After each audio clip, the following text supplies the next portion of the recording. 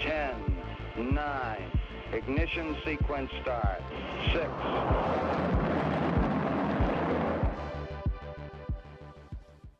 Hello, and welcome to your non-regularly scheduled episode of Rocket Fuel. Today is March 12th. My name is Wack Attack, and I'm bringing you this episode because I'm moving and I'm not going to have time to make an episode tomorrow. So this is how nice I am to you all. Like, I'm recording one on Sunday night to get out, so you are all ready for the next episode coming on Tuesday. So anyway, it's been a wild week in crypto, as always, and my cough's gotten worse because I've been working pretty hard outside today. It's been like a really long day, but it's been a wild week in crypto, wild weekend in crypto. And the main news was the USDC stablecoin, as CoinDesk here reports, it depegged and the crypto market goes haywire after Silicon Valley Bank collapses. So now we have three banks that have collapsed. We have Silvergate, we have Silicon Valley Bank, and we have Signature Bank. And it's been really bad. Anyway, it says USDC's normally stable price sank to 87 cents from $1, while Ethereum gas fees soared hours after the crypto-tied bank failed. So there's a whole article here about the failure of USDC because of the bank, and it shows the depeg going all the way down to 87 cents. So it was pretty bad. It was really, really, really bad. People thought the whole market was going to collapse. Jesse Powell then said USDT depegged to the upside with a $1.06 USD and $1.08 USDC today. USDC dipped to 89 cents USD. You have to wonder if the market is losing faith in US homed financial products. So Jesse Powell was the CEO of Kraken, so he was kind of giving some analysis there. But if you have a look at this chart, the gas prices, it peaked at over 200 Gwei, and it sustained that for quite a while. And price of over 100 Gwei was sustained for multiple hours. So there was a whole lot of burning going on. But that was the big news of the weekend. Everyone on crypto Twitter just thought it was all going to collapse, and things were looking really bad. And then Joe came in trading, gave a TLDR. He says the TLDR is the banks with their liquidity are closed on the weekend and they need to organize with them before opening it back up, because like 25% of their backing was in SVB. So basically, like Joe's saying that once the money can be moved around, then potentially it could go back. So let's have a look at this tweet from Jeremy Allaire, who is the co-founder and CEO of Circle. He says, update thread on USDC. We were heartened to see the US government and financial regulators take crucial steps to mitigate risks extending from the fractional banking system.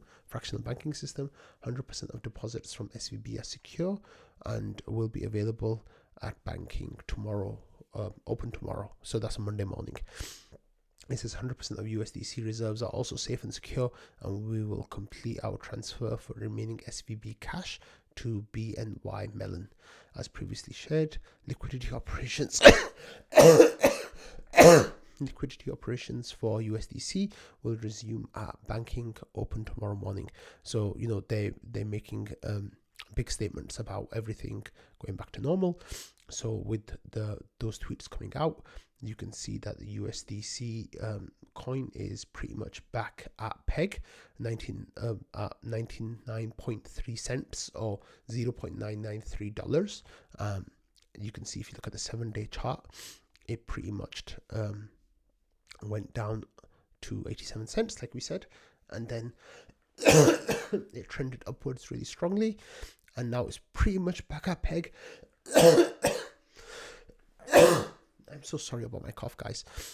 If you're listening to this and it's hurting your ears, like I'll probably be coughing a lot during the episode, so it might be worth it for you to skip this one. So the USDC is like it's back pretty much. It was a big FUD pretty much, and it's fixed, so that's good. The wider crypto markets have rallied really strongly. So Bitcoin is up 10% on the day, ETH is up 10% on the day, BNB is up 5% on the day, Cardano is up 11% on the day, Polygon 10% pretty much. So a lot of tokens are up like that 10% kind of number. Some of them are up a little bit more, but mostly it's around that point.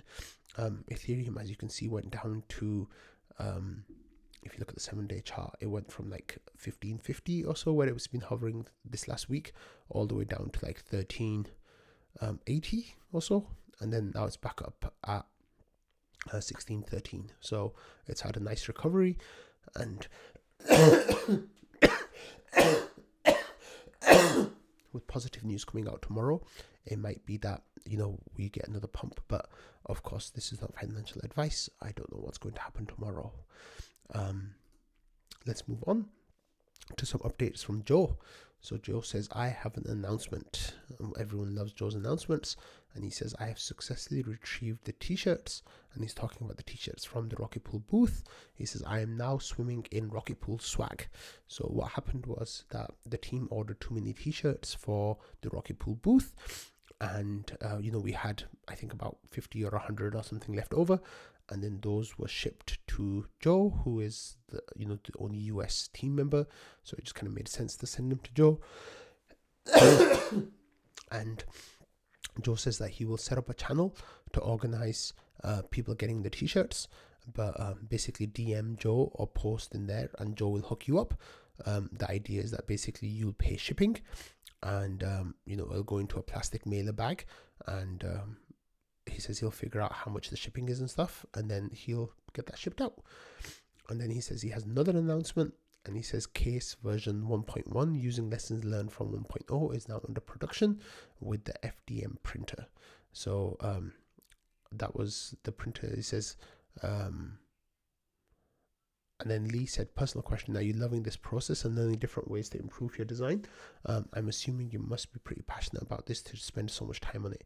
And Joe says, yes, but only because people are awesome and haven't been badgering me about time pressures, so I can work at my own pace. And by my own pace, I mean take a month off to work on version 1.9. And then Sneaky Ninja Guy, who's waiting for his Proteus, says, where's my Proteus? And Joe, if you're watching, where's my Proteus? But yeah, no, Joe's taking all the time he needs, and I think when he comes back to shipping out the next versions, it's going to be really awesome. Yeah, so Sneaky says, where's my Proteus? And Joe says, except this clown, he's the worst, replying to Sneaky. So yeah, that's funny. So Joe says the ultimate goal is to still injection mold these. I have a pretty cool idea for that. So that's pretty good. He says, I'm going to use a shredder to KO all of the failed experimental plastic prints and recycle them into pellets for the molder. So Joe is being environmentally friendly. He says, the problem I have now is cost. The shredder is about $1,800 and the injection molder is about $2,400. He says, I have to ask the GMC for a grant. So that's nice. Okay, so we've got more updates from Joe. Oh, we just covered that. And then Joe says, today is going to be a good day. Are you guys excited? And Dougie says, oh, not me. I transferred out of Robinhood though. I wasn't about to do two things like that. Too much admin. Oh no, wait, that's someone else. So Henry, is showing bouncing party emojis. And Joe says, that's the spirit. And then Joe says, Henry says, no, wait. George says, he says, we're going to get a new smart node stack. And Joe says, possibly, depends on some contract tweaks. So then and then the non-fungible Yoakum says an actual Atlas date.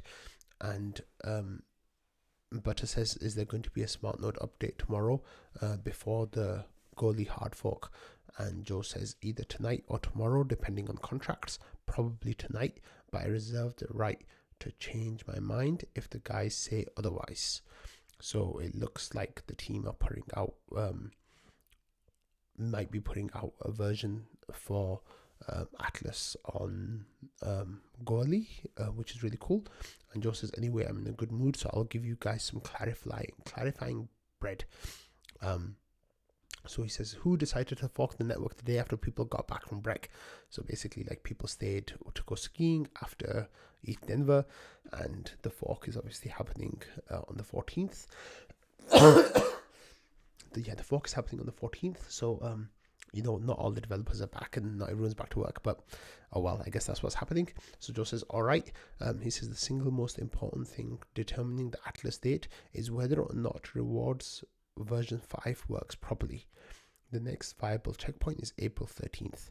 If rewards version 5 works on Praetor, we can launch before that and spend some time verifying on mainnet, but that doesn't leave a lot of time for said verification. He said the safer thing to do is after April 13th, which gives us 4 weeks to verify and fix any issues that show up. My suspicion is they are going to wait. They're going to want to do the safer thing. He's saying the team and want to do the safer thing by releasing the contracts after April 13th.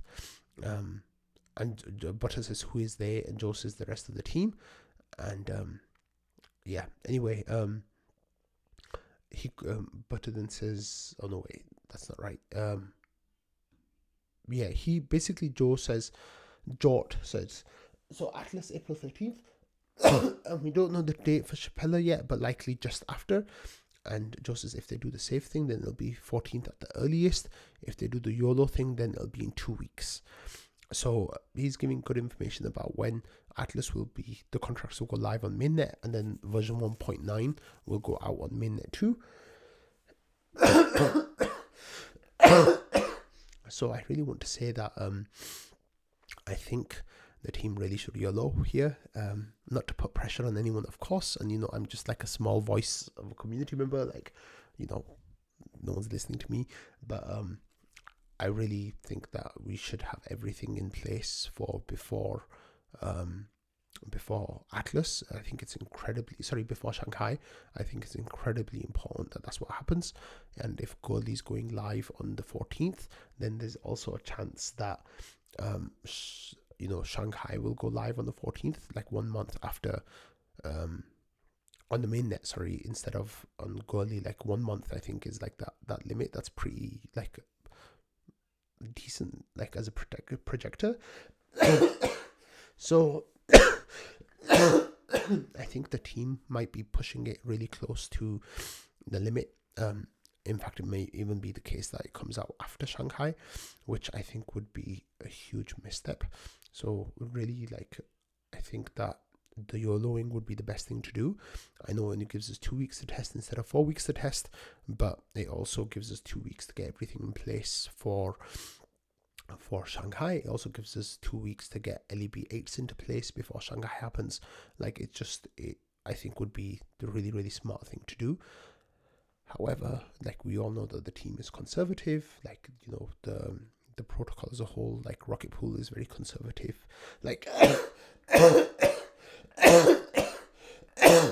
It's very much the case of wanting to do things the right way instead of the fast way, and that has worked well so far, much to people's chagrin. But I think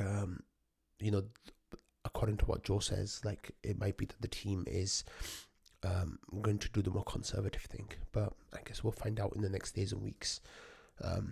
Then Joe has more news later on today. He said, all right, I bring news.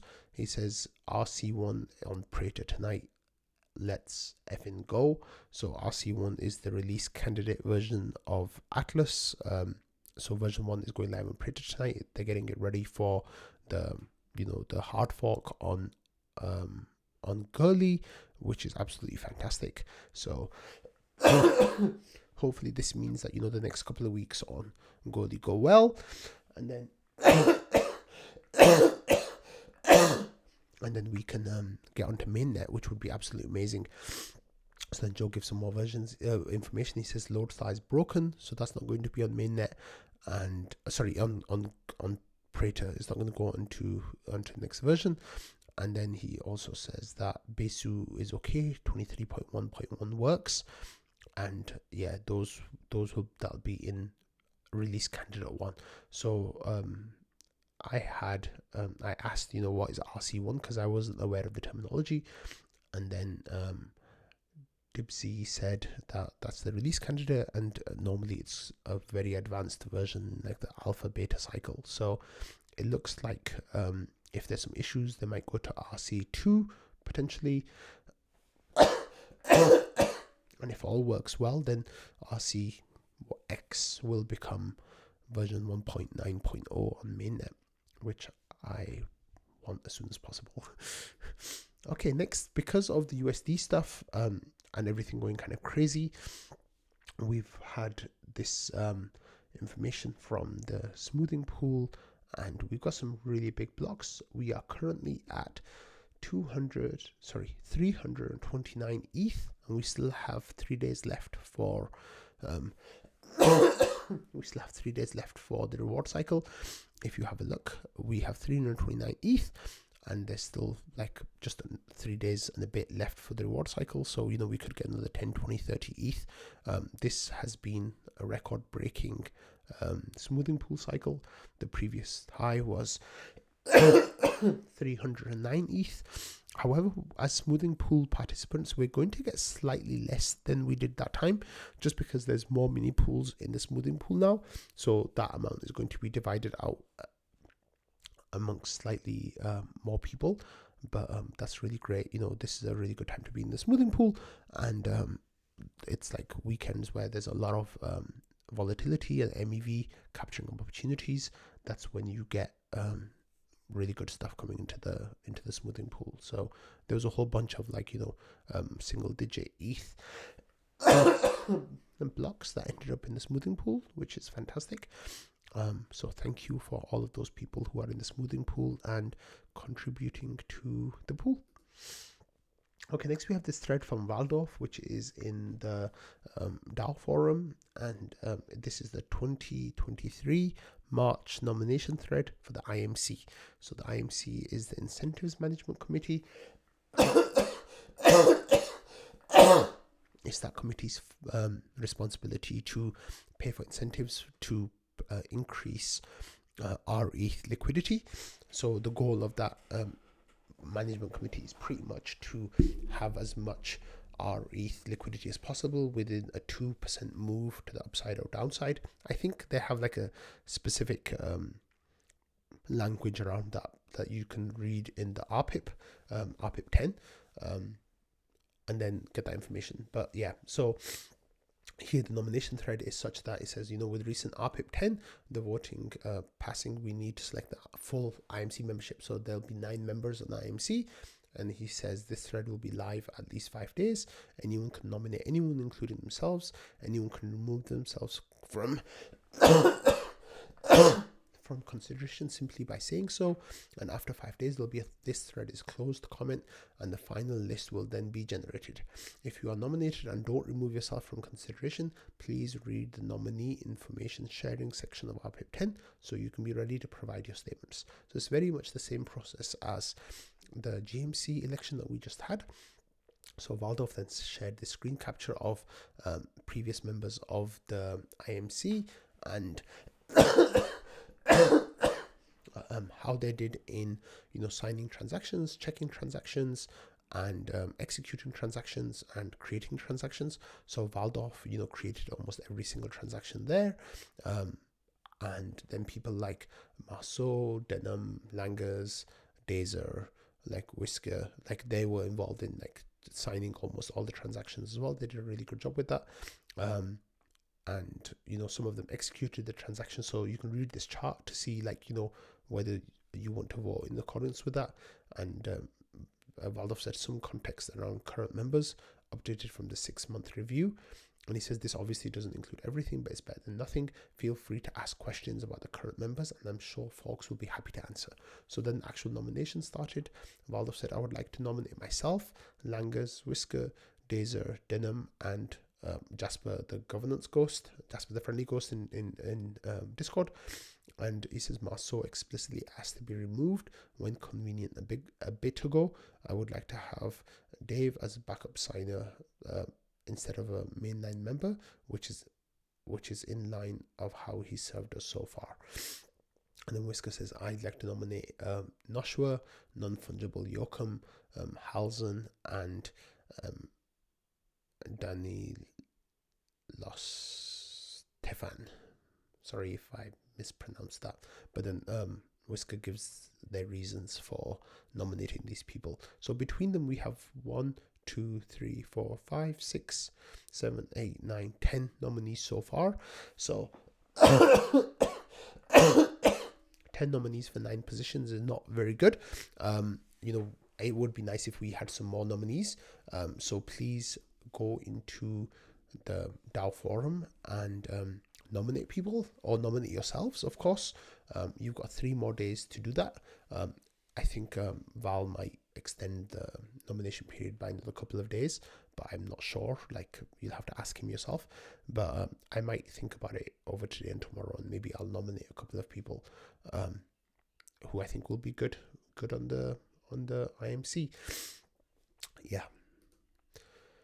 Next, we had this post from Patches and Governance. He says, I'm hoping to do a quick sentiment poll to see if we need to have a deeper discussion about this. He says, the rescue node has gotten some interest from other staking protocols, developments funded by the GMC, and the code was released around AGPL version 3. So other protocols can and likely will fork the software. Knowing this, I intend to modularize the proxy component to make it easier to integrate as a library. Basically, the other protocols won't have to fork the code. They can just integrate it and apply their own access rules / fee recipient restrictions. This is preferable for a number of reasons. Mainly, any improvements they want to make will trickle back into the main repository and we will benefit from them. It's also good from a reputational standpoint. If they butcher a fork and it goes poorly, someone has their MEV stolen, it will cause a crisis of confidence in related services. I'm trying to stay on top of these conversations to prevent this outcome. The code itself is free, as in freedom. However, the ongoing payments from the GMC cover infrastructure costs, $413 a month currently, likely to go up when we add Lodestar support. The GMC is paying $900 a month in RPL, so we have quite a bit of headroom to grow capacity.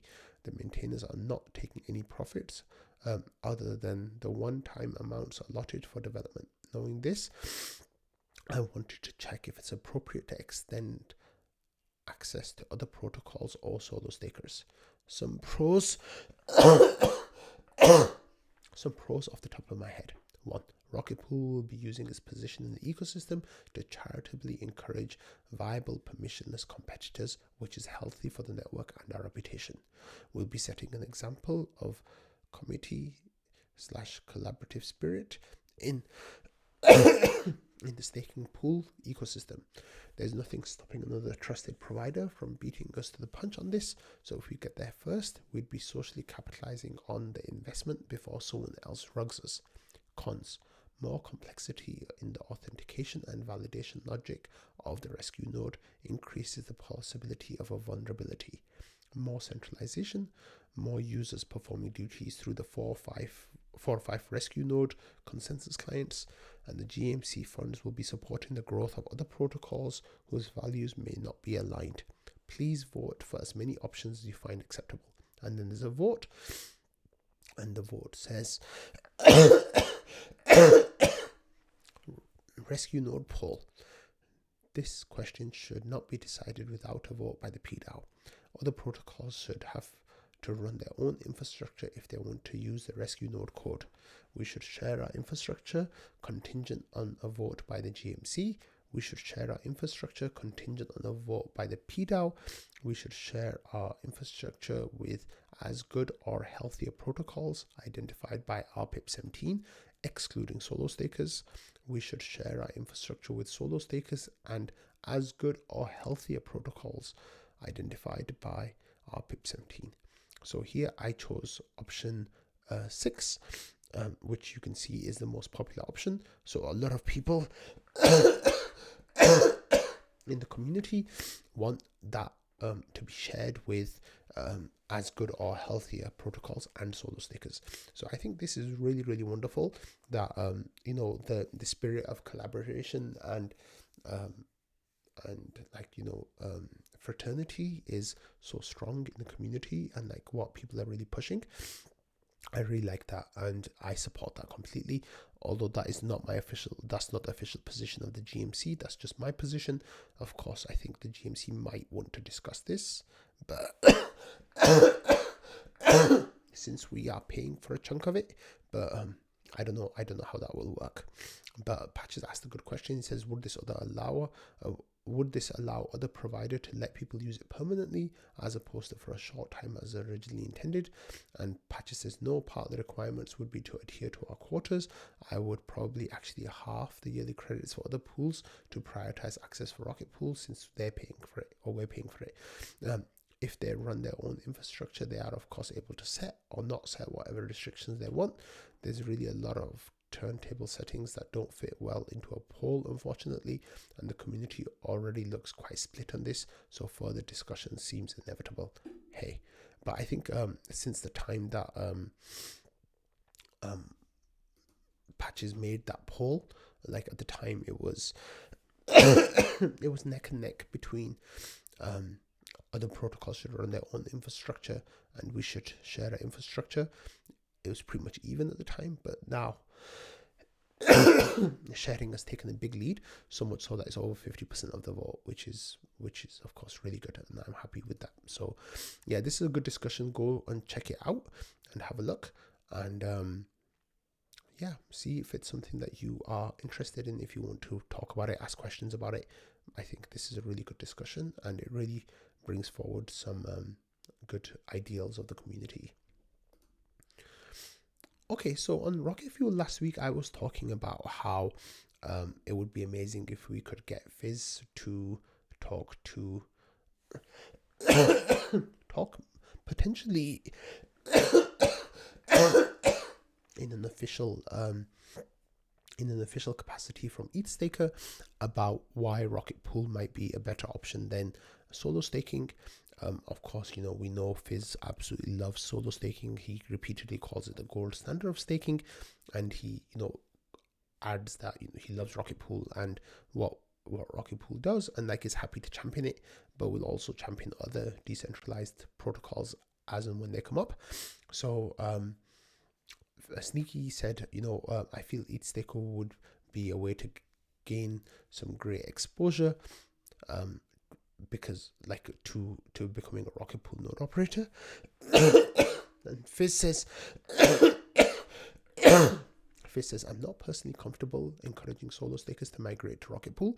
If anything, I'd love to see Rocket Pool operators also run solo validators. With that said, I'm just one part of ETHDenver, and I support the independent work of others in the group. I'm over the moon that Rocket Pool provides robust fractional staking, and I agree that it needs more capacity, but I want to see that capacity come from people who are currently not staking at all, not from established solo stakers. So that reply was to Sneaky, and then Sneaky replied by saying, totally understand and appreciate you sharing your thoughts. So I totally get this as well. That's what I would have expected Phiz's response to be. My response to Phiz that I didn't write in trading, because of course this was from a couple of days ago and I didn't share my ideas at the time, would be that a solo staker currently brings 32 ETH of decentralization to Ethereum, which is amazing. However, with bringing that 32 ETH to Rocket Pool, they would spin up 3 LEB8s. They would spin up 3 LEB8s for 24 ETH, and then use the remaining 8 ETH to buy the RPL they need to provide collateral for their 3 LEB8s. So that will be bringing 96 ETH of decentralization to Ethereum, which is of course 3 times more, which I think would be absolutely amazing for Ethereum network itself becoming more robust. However, that is completely up to Phiz and whatever messaging he feels comfortable sending out into the world right now is his prerogative. I'm just really happy that, he came and he explained his position, even though it was one that I could have assumed beforehand. But that's why we love Phiz, right? Like we know that he holds tight to his principles. He uses principles to guide him. And I totally agree with, I totally understand and acknowledge his response here. Okay, so feeling good, feeling great. He says, he had this post and he says, hey, RPL family, I'm working on a report for ETH Capital and the RPL community on the business case for staking Ether with Rocket Pool and looking for some help on whether I can find some data to improve the business case. Any suggestions here for how I can pull a few metrics? My hope is to get input from big brains so that this can be published for Ether Capital and large investors to review staking with us versus solo staking alone. Thanks for the help ahead of time, community. So then there was a link to the Google Doc. Let's have a quick look. I should have opened that beforehand, so I'm sorry that I didn't. So here there is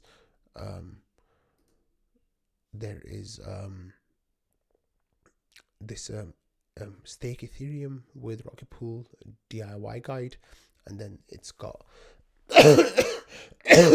it's got an introduction. It says this guide will help you determine how best to stake your Ethereum with Rocket Pool. This tab is divided into 3 sections with a summary model output section that has not yet been completed. It's work in progress. So there's tokenomics and staking, there's Ethereum staking options, there's Rocket Pool node options, and model output, which of course is not ready yet. So feeling good, feeling great came into trading and asked for advice about how to make this better. So people in trading obviously obliged, and D2 said you can get some data from Rocket Scan, and Shifrin said this looks great so far. And then Rude said I just did this calculation today for 16 ETH nodes and our ETH yield at 4.47%, and that output is 6.05%. And then there's a link to a Dune dashboard. And then Valdov says these numbers are too low.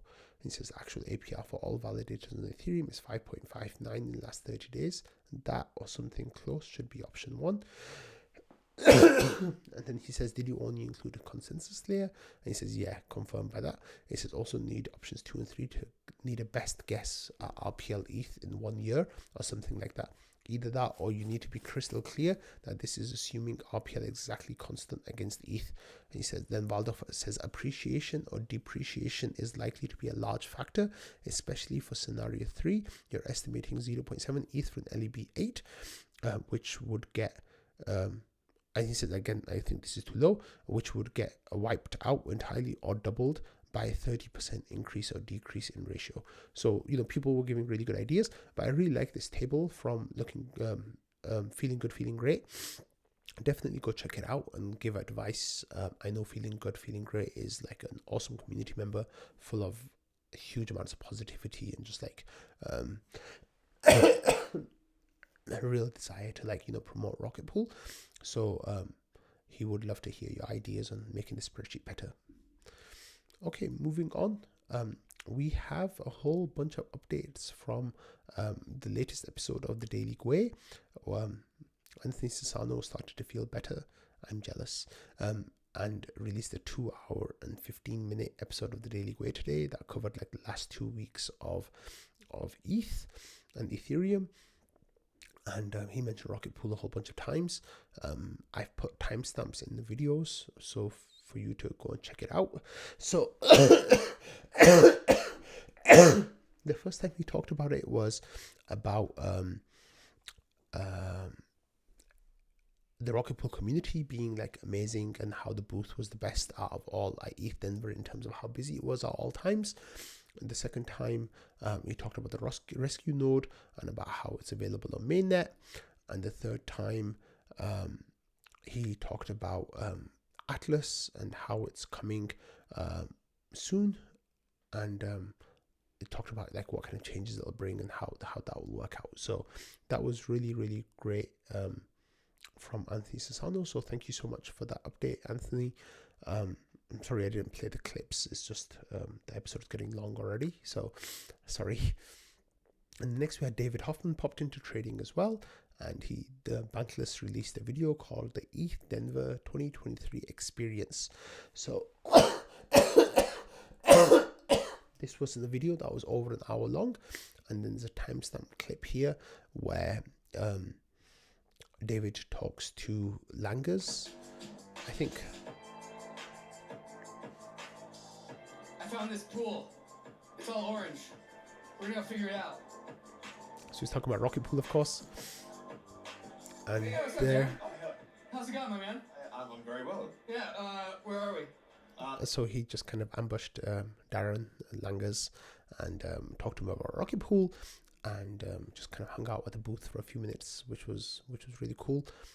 I met David at the booth as well. Of course, I already covered that with you guys on the ETHDenver episode, so that was really awesome.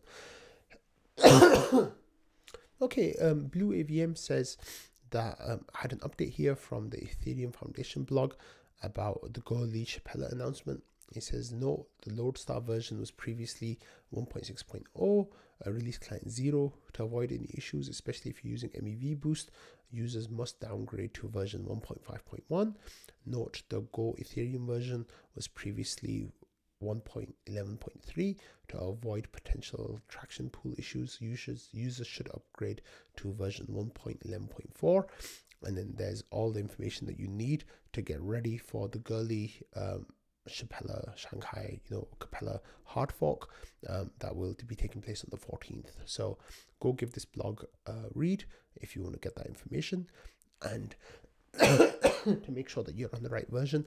And of course, we've got the Smart Node Stack RC1, so that will be version 1.9.0 RC1. That will have the correct version. That will have the correct version of all the software you need. So thank you for sharing that information, Blue AVM.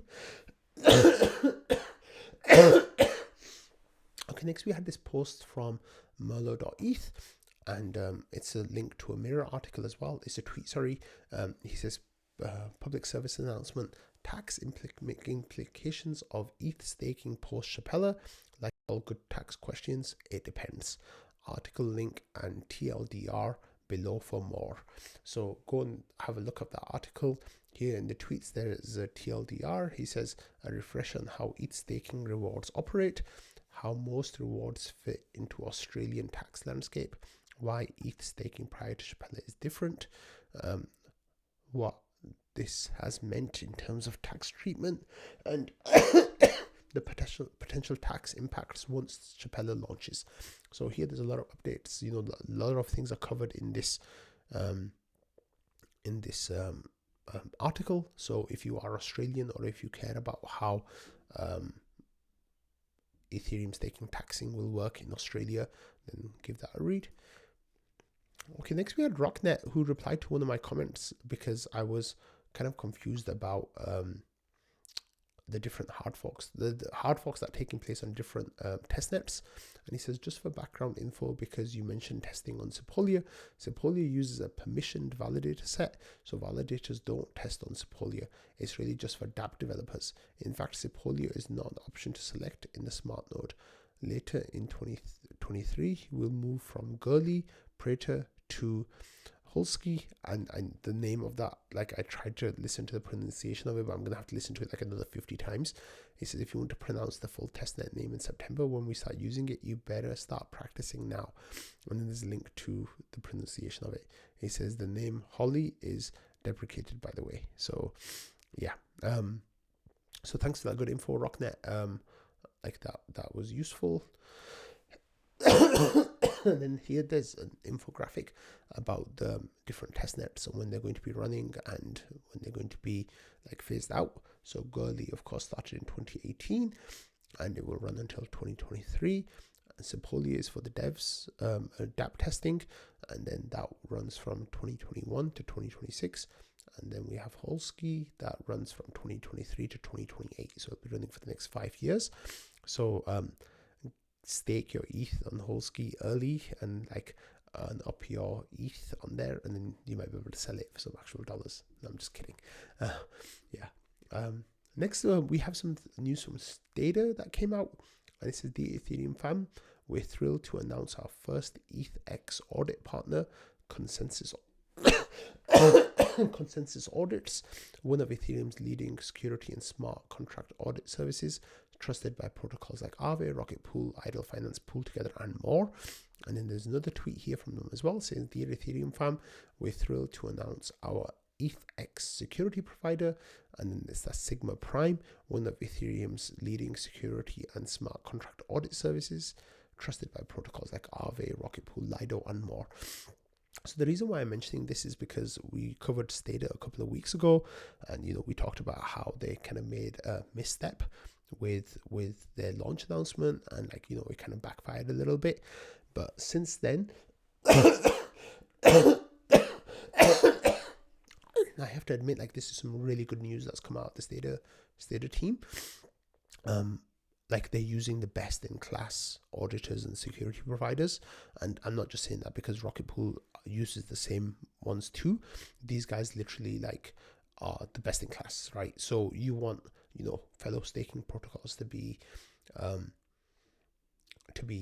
as secure as possible. Yeah, as secure as possible, and this is one step towards getting that security. Of course, it's not infallible. There have been mistakes made by these auditors, and they've missed things that we've, as communities and as the team, have noticed in Rocket Pool.